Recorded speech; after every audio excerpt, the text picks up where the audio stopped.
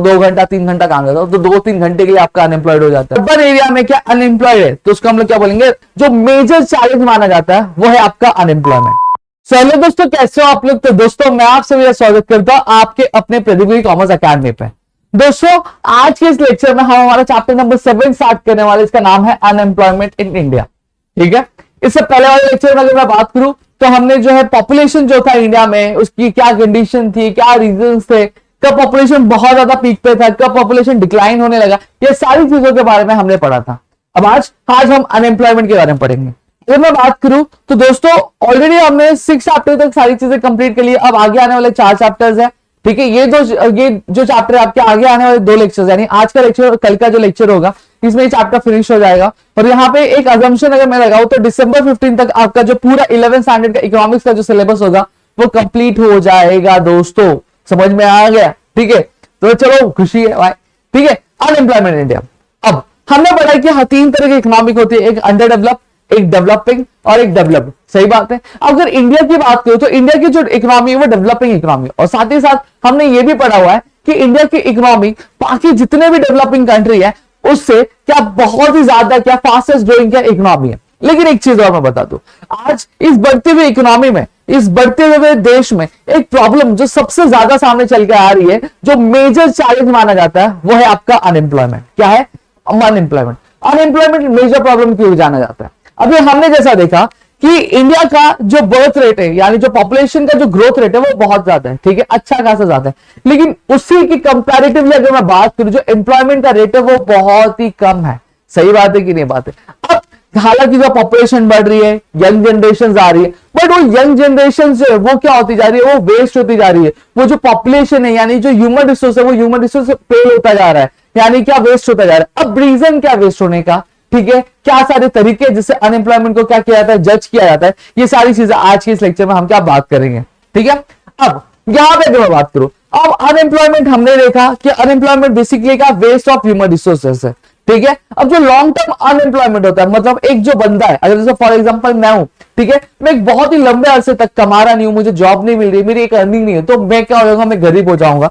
But लेकिन ये पापी पेट का सवाल है। सही बात है, ये उठा लो नहीं मन।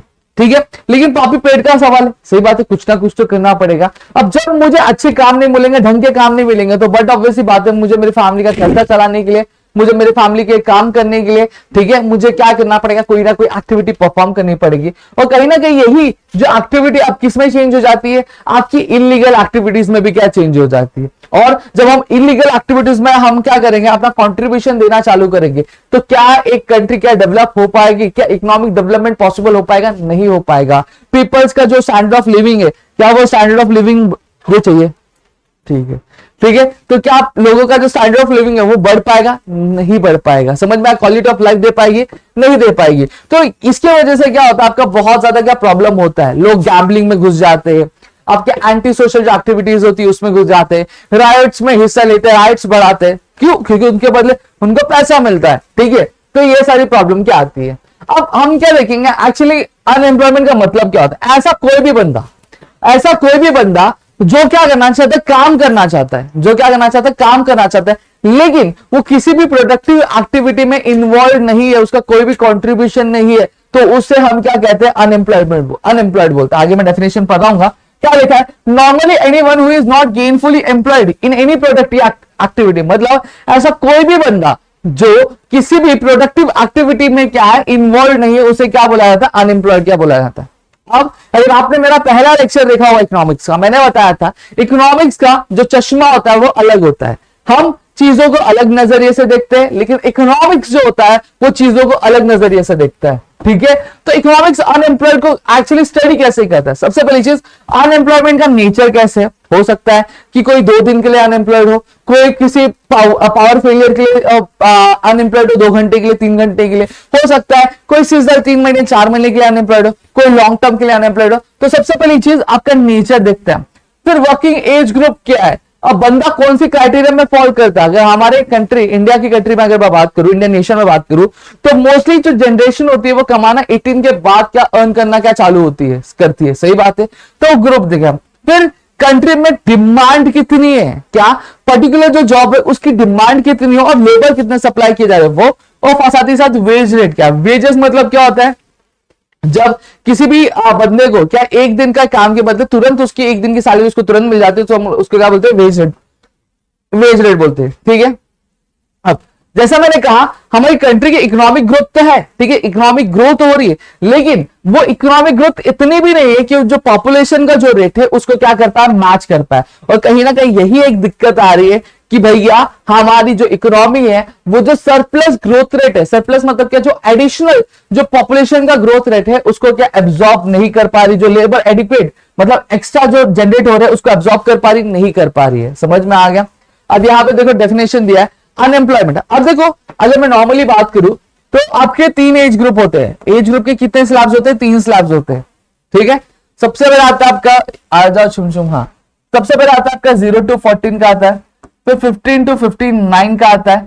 ठीक है, फिर उसके बाद अगर मैं बात करूं 59 प्लस पकड़ लो, समझ में आ गया, ऐसे एज ग्रुप। अब ये दो जो एज ग्रुप होते हैं ना ये अनप्रोडक्टिव होते हैं। ठीक है, इन्हें छोटे बच्चों में गिना जाता है और ये हमारे जो रिटायरमेंट वाली एज होती है वो होती है। ठीक है, जो मेन एज ग्रुप होता है प्रोडक्टिव वाला वो ये होता है। इस दो पॉपुलेशन को अगर मैं बात करूं, इसको डिपेंडेंट पॉपुलेशन क्या बोला जाता है, क्या बोला जाता है, डिपेंडेंट पॉपुलेशन, और इसको इंडिपेंडेंट पॉपुलेशन क्या बोला जाता है। अब क्यों बोला जाता है, क्योंकि भाई ये जो पॉपुलेशन है ये खुद कमाती है, खुद खर्चा करती है, अपने खर्चे खुद देख सकती है, इस लायक होती है। बट ये जो पॉपुलेशन होती है और ये पॉपुलेशन, इसको ये पॉपुलेशन की जो एज ग्रुप है इस पे क्या डिपेंड होना पड़ता है अपने बाकी सारे खर्चों चीजों के लिए। क्लियर हो गया। तो वही बोला है अनएम्प्लॉयमेंट एक ऐसा सिचुएशन है जहां पे जो लोग एज ग्रुप में होते हैं क्या 15 to 59 ईयर्स के, वो काम करने लायक भी होते हैं और काम करना भी चाहते हैं एक पर्टिकुलर वेज रेट पर, लेकिन उन्हें जॉब ही नहीं मिलती है। तो इसी चीज को अनएम्प्लॉयमेंट बोलते हैं। क्या अनएम्प्लॉयमेंट एक ऐसी सिचुएशन है जहां पे कौन से एज ग्रुप के 15 to 59 ईयर्स के एज ग्रुप के जो लोग हैं काम करने के लायक भी हो और काम करना भी चाहते हैं एक पर्टिकुलर वेज रेट पे, बट उनको कोई भी जॉब नहीं मिलता। तो इसी चीज को हम लोग क्या अनएम्प्लॉयमेंट क्या बोलते हैं।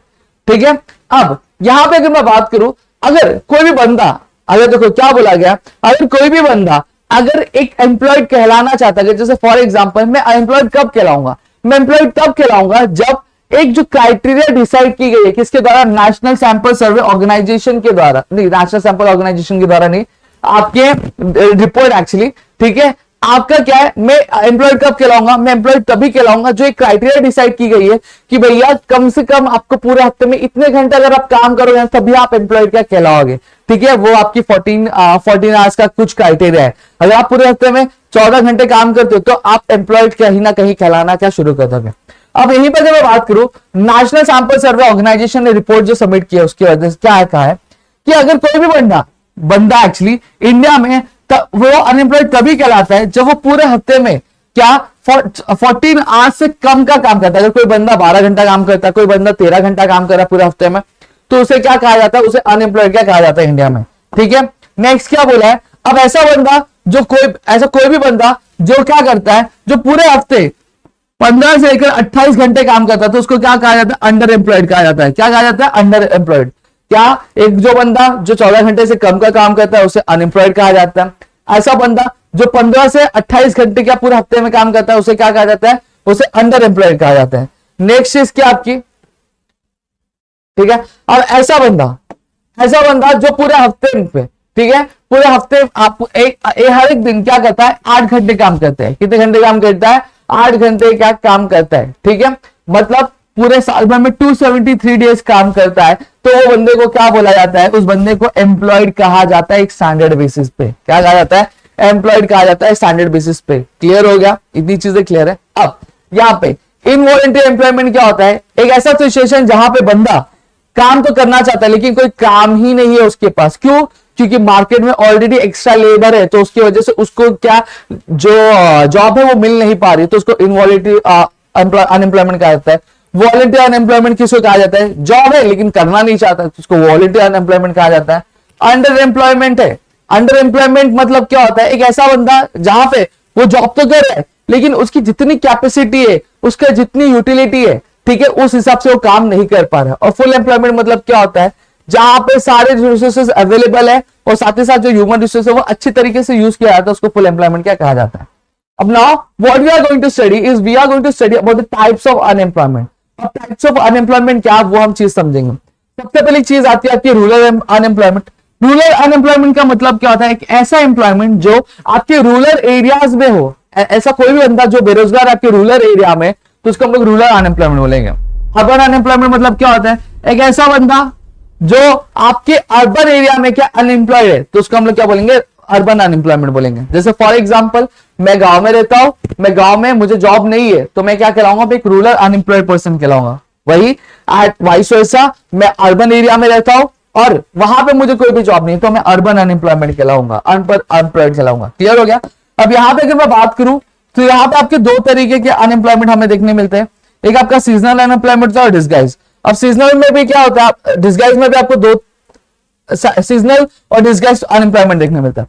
अब सीजनल अनएम्प्लॉयमेंट क्या होता है, सीजनल अनएम्प्लॉयमेंट मतलब देखो सीधी सीधी बात है, आपने देखा होगा कि कुछ लोग होते हैं जिनका एक सीजन होता है, जैसे 3 महीने पूरे साल में काम करते हैं, 2 महीने काम करते हैं, 4 महीने काम करते हैं। जैसे अगर बात करूं फार्मर्स की बात करिए, अब हम सभी जानते हैं कि जो फार्मर्स का जो मेन प्रोडक्टिव होता है, यानी मेन जो प्रोडक्शन होता है, ठीक है, वो आपके मानसून सीजन में होता है। वो जो खेती करते हैं वो मानसून में करते हैं, सही बात है। और फिर जो खेती होती है मानसून से, उसी को फिर बाद में काट पीट के वो क्या करते हैं, बेचते, तो उनकी वो जो है कमाई होती है। लेकिन अब ये जो मानसून होता है हमारे इंडिया में, वो पर्टिकुलर मंथ्स के लिए होता है, कि उससे ज्यादा होता है नहीं, पर्टिकुलर मंथ्स के लिए होता है। तो फिर वो पर्टिकुलर मंथ जब चला जाता है तो उनके पास कुछ काम रहता है, नहीं काम रहता है, तो वो क्या कहलाते हैं, वो अनएम्प्लॉयड कहलाते हैं। तो ये जो एम्प्लॉयमेंट आई थी वो क्या थी, सीजनल थी कि अनसीजनल थी, सीजनल एम्प्लॉयमेंट थी, ठीक है। तो बाकी सारे सीजन क्या होते हैं, वो अनएम्प्लॉयड रहते हैं। तो यही चीज बोली गई है, a large number of people remain unemployed during the slack season और in the off season। सही बात है, मतलब जहां पे उनका कुछ काम नहीं चलता है। Agriculture being a seasonal occupation, farmers have to depend upon the monsoon for cultivation.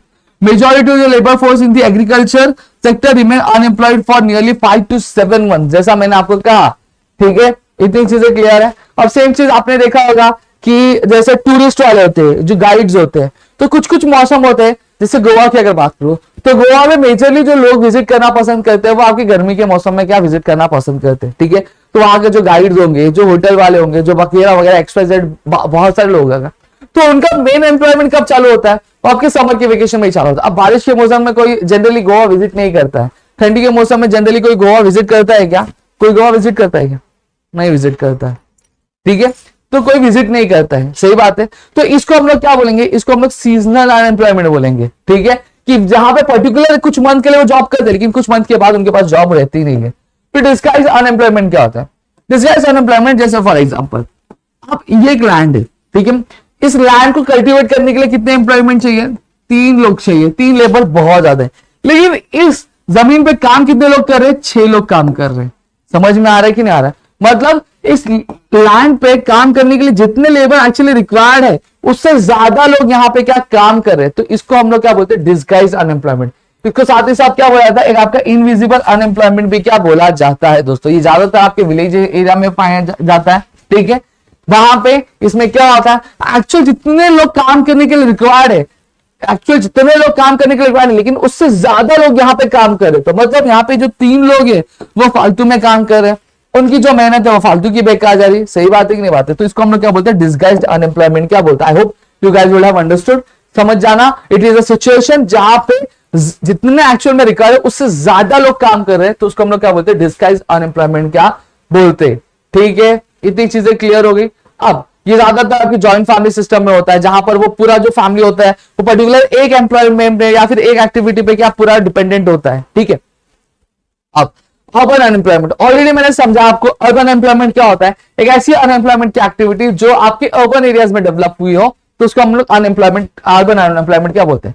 अब एजुकेटेड अनएम्प्लॉयमेंट मतलब क्या होता है, एक ऐसा बंदा जो पढ़ा लिखा है, शायद उसने मैट्रिकुलेट मतलब क्या था, 10वीं पास की होगी, 12वीं पास की होगी, ग्रेजुएट होगा, पोस्ट ग्रेजुएट होगा, लेकिन उसके पास काम करने के लिए क्या है, जॉब ही नहीं है, ठीक है। क्यों, क्योंकि बट ऑब्वियस सी बात है, देखो जॉब तो उसको मिल रही है, लेबर की मिल रही है, मिल रही है, वो मिल रही है, लेकिन being educated person what I will say, मैं ये सीख करूंगा कि भैया मुझे एक व्हाइट कॉलर वाली जॉब मिलनी चाहिए, ठीक है, मुझे मेरे। और साथ ही साथ अगर मैं बात करूं तो आज क्या होता है, आज हम एजुकेटेड है but in a manner of theory, हम थियरी वाइज बहुत ज्यादा एजुकेटेड है, but when we are talking about practical skills तो हमारे पास प्रैक्टिकल स्किल्स नहीं होती है।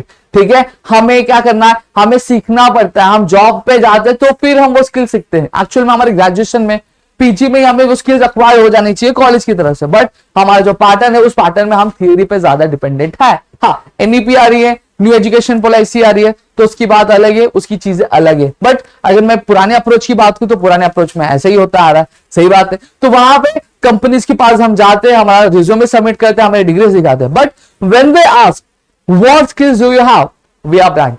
हम ब्लैंक होते हैं, हमारे पास कोई स्किल ही नहीं होता है। क्योंकि देखो, मैं भी एक ऑर्गेनाइजेशन हूं, मैं भी एक बंदा हूं, अगर मैं किसी को हायर करूंगा, बट ऑब्वियसली बात मैं क्या सोचूंगा, मैं सोचूंगा एक ऐसा बंदा आना चाहिए जिसके पास स्किल्स हो, जो एक्सपीरियंस हो, जिससे इस काम के बारे में नॉलेज हो। क्यों? क्योंकि वहां कहीं ना कहीं मेरा जो काम है वो कम हो जाएगा। अगर मुझे किसी को सिखाना ही पड़े, मुझे किसी को कुछ करना ही पड़े, क्यों बट वैसे अगर किसी बंदे को हायर करा तो 1 महीना, 2 महीना, 3 महीना, 4 महीना मुझे उसे सिखाने में चला जाएगा। ठीक है, उसको चीजें समझने में चला जाएगा, तो तब तक मैं उसको पगार में दूं तो ये तो बड़ी जास्ती होगी, सही बात है। तो वहां पे ये चीज होती है।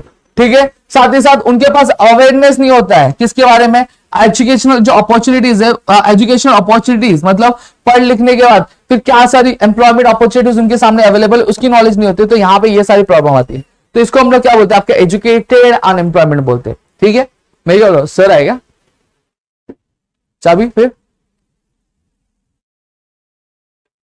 अच्छा ठीक है। फिर आता है आपका इंडस्ट्रियल अनएम्प्लॉयमेंट। अब इंडस्ट्रियल अनएम्प्लॉयमेंट होता है एक ऐसा एम्प्लॉयमेंट, अनएम्प्लॉयमेंट जो कौन से सेक्टर में आता है, आपके इंडस्ट्रियल सेक्टर में आता है। कौन से सेक्टर में आता है, आपके इंडस्ट्रियल सेक्टर में आता है, तो उसको हम लोग क्या बोलेंगे, इंडस्ट्रियल अनएम्प्लॉयमेंट क्या बोलेंगे। जनरली इसको अगर मैं बात करूं तो ओपन अनएम्प्लॉयमेंट भी क्या बोला जाता है। अब ओपन अनएम्प्लॉयमेंट क्यों बोला जाता है, देखो अगर आपको बताओ तो इंडस्ट्रियल है, अगर इंडस्ट्रियल ग्रोथ स्लो हो रही है लेकिन जो पॉपुलेशन है वो बहुत ज्यादा बढ़ रही है, सही बात है, पॉपुलेशन बहुत ज्यादा बढ़ रही है, ट्रेनिंग फैसिलिटीज जो वर्कर्स को वो नहीं मिल रही है, low adaptability to the modern technology, मतलब जो लोग हैं, जो वर्कर्स है, वो जो मॉडर्न टेक्नोलॉजी आ रही है उसको अडेप्ट नहीं कर पा रहे, उसको सीख नहीं पा रहे।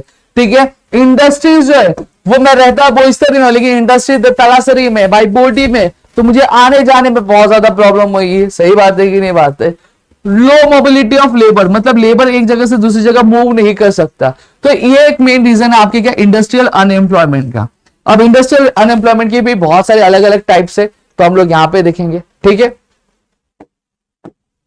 अब एक्चुअली सबसे बड़ा आता है आपका टेक्नोलॉजिकल आपका अनएम्प्लॉयमेंट। अब टेक्नोलॉजिकल अनएम्प्लॉयमेंट होता क्या, देखो अब टेक्नोलॉजिकल अनएम्प्लॉयमेंट तभी आता है, आप देखते हैं कि आज जो दुनिया है वो चेंज हो रही है, रैपिडली चेंज हो रही है, नए नए इनोवेशन हो रहे हैं, नई नई चीजें आ रही है, लेकिन साथ ही साथ नए नए टेक्नोलॉजीज भी आ रहे हैं। अब हम आज क्या, हम यूज टू कैसे, हम पुरानी टेक्नोलॉजी को सीखते रहते, तब तक पता चलता मार्केट में एक और नई टेक्नोलॉजी आ गई, सही बात है। अब जो लेबर्स होते हैं, चलो बीइंग एजुकेटेड पर्सन, हम इंस्ट्रक्शंस रीड करके, हम चीजों को देख के, पढ़ के हम क्या कर सकते हैं, हम उसको अडैप्ट कर सकते हैं। But when we are talking about the labours which are working as a functional group, functional group मतलब क्या होता है, आपको मैंने बताया था, आपके मैनेजमेंट के 3 लेवल होते हैं, टॉप लेवल, मिडिल लेवल और आपका लोअर लेवल। अब lower level is also known as functional group, सही बात है। यहाँ पे सारे वर्कर्स होते हैं, यहाँ पे आपकी कंपनी के सारे मैनेजर्स होते हैं, और यहाँ पे आपके टॉप लेवल मैनेजमेंट मतलब सीईओ होता है, आपका एमडी होता है, ये सारे लोग क्या होते हैं यहाँ पे कंप्राइज होते हैं। इतनी चीजें क्लियर है पक्का। तो ये जो फंक्शनल ग्रुप वाले रहते हैं वो इतने एजुकेटेड नहीं होते, उन्हें इतनी चीजों के बारे में नहीं पता होता है, तो वो कहीं ना कहीं क्या कर पाते हैं, वो नई टेक्निक्स को अडेप्ट नहीं कर पाते। ठीक है, और जिसकी वजह से वो उन्हें क्या, उनकी जॉब से क्या निकाल दिया जाता है।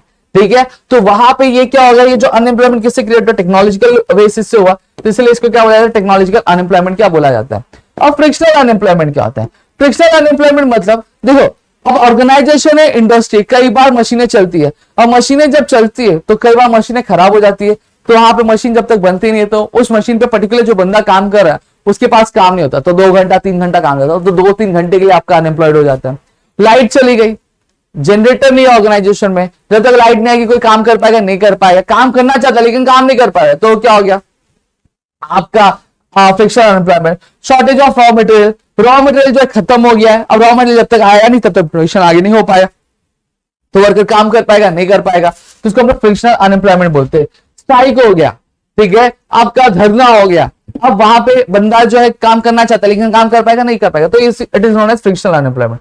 और साइक्लिकल अनएम्प्लॉयमेंट क्या होता है, अब हमने देखा बिजनेस है, ठीक है, बिजनेस बेसिकली कहीं ना कहीं अपने इकोनॉमी से जुड़ा होता है। अब बिजनेस में कई बार आपकी फ्लक्चुएशंस होते हैं, कभी बहुत ही अच्छा चलता रहता है, कभी बहुत ही बुरा चलता रहता है। अब जब अच्छा चल रहा है तो अच्छी बात है, तो वहां पे लोगों को एम्प्लॉयमेंट अच्छा खासा मिलेगा, लोग काम करेंगे, जॉब करेंगे अच्छी चीज। लेकिन जब फ्लक्चुएशंस होता है बिजनेस में, बिजनेस अपने डिप्रेशन वाले पीरियड में चल रहा है, यानी बिजनेस गिर रहा है, तो बिजनेस जब गिरेगा तो बट ऑब्वियसली उतना प्रोडक्शन नहीं होगा, उतना प्रोडक्शन नहीं होगा, तो being the owner of the company मैं क्या सोचूंगा, जब इतना प्रोडक्शन नहीं है तो मैं इतने लेबर्स रख के क्या करूंगा, तो मैं लेबर्स को निकालना चालू करूंगा। अभी लेबर्स को निकाला तो क्या हो गया, अनएम्प्लॉयड हो गया। और ये अनएम्प्लॉयमेंट क्यों हो रहा है, बिजनेस साइकिल की वजह से। That's what it is known as cyclical unemployment. ठीक है, फिर आपका स्ट्रक्चरल अनएम्प्लॉयमेंट आता है, ये लास्ट है क्या, लास्ट है ठीक है।